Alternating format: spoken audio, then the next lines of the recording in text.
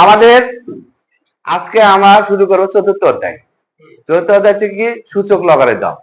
যারা যারা নিয়ম কানুন ভালো করে মনোযোগ দিয়ে শুনতে পারবা তারা কোনোদিন আর ভুলবা না। অতএব মনোযোগ দিয়ে শুনবা।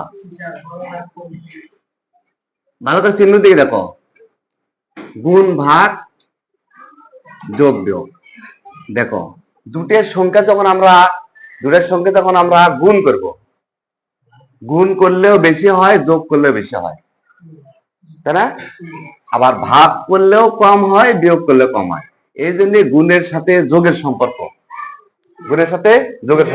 এবং ভাগের সাথে বিয়োগের সম্পর্ক। আচ্ছা, তাহলে গুণ তার মানে হচ্ছে যে যদি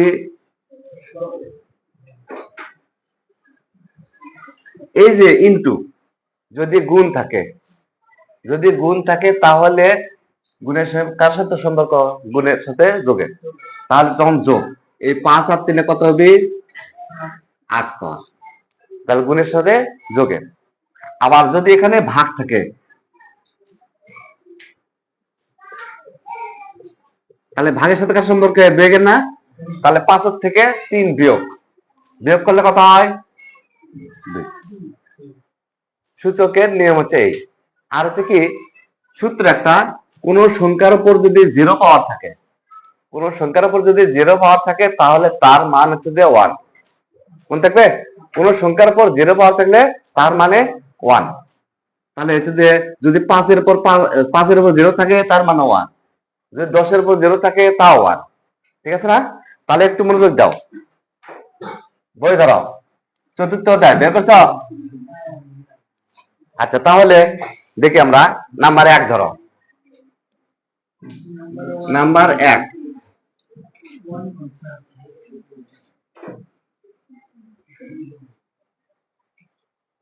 দেখো 7 এর মধ্যে আছে 3 -3। আবার হচ্ছে যে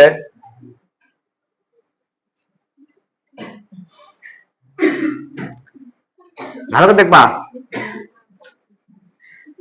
এই যে দুটো 7 এর জন্য আমরা একটা 7 লিখবো। কি চিহ্ন? এটা গুণ না?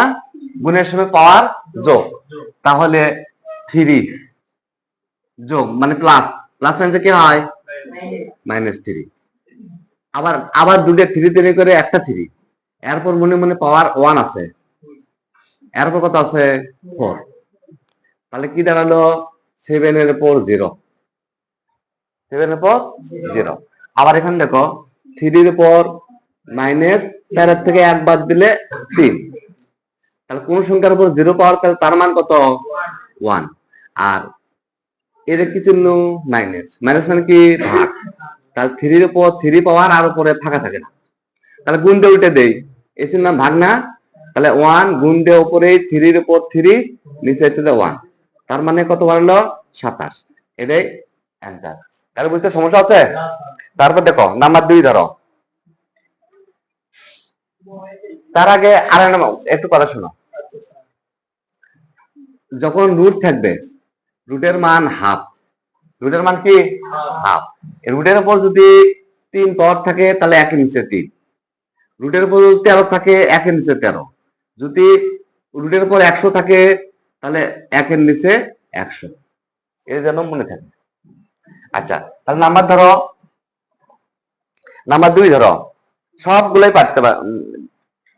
নাম্বার 2 নাম্বার দেওয়া আছে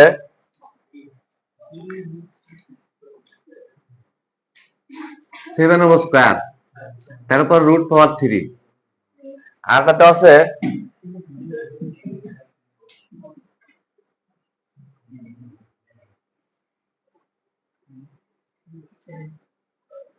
দেখো, তোমরা ঠিক আছে না?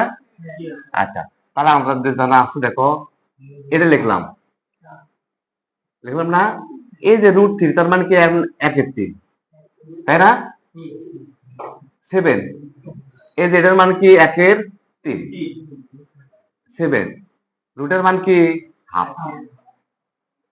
কি সমস্যা আছে? আমাদের জানা আছে দুটো 7 এর জন্য করে আমরা একটা 7 লিখবো। তাহলে এটা লিখলে 2 কে 2 এর নিচে 3, গুণের সময় পাওয়ার কি হয় যোগ, তাহলে যোগ 1/3। নিচে হচ্ছে যে 7 এর উপর হাফ। আচ্ছা, তাহলে আমরা এখন দেখি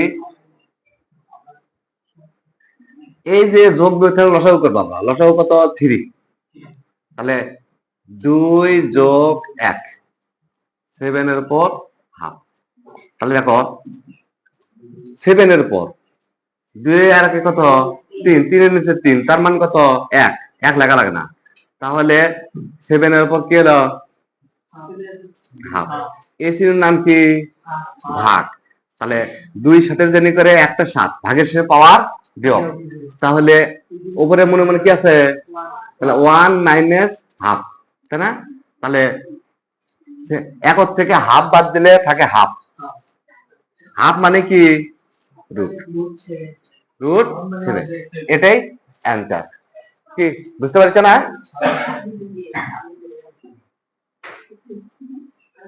আচ্ছা, তাহলে কি মোটামুটি বুঝতে পারছো নাকি?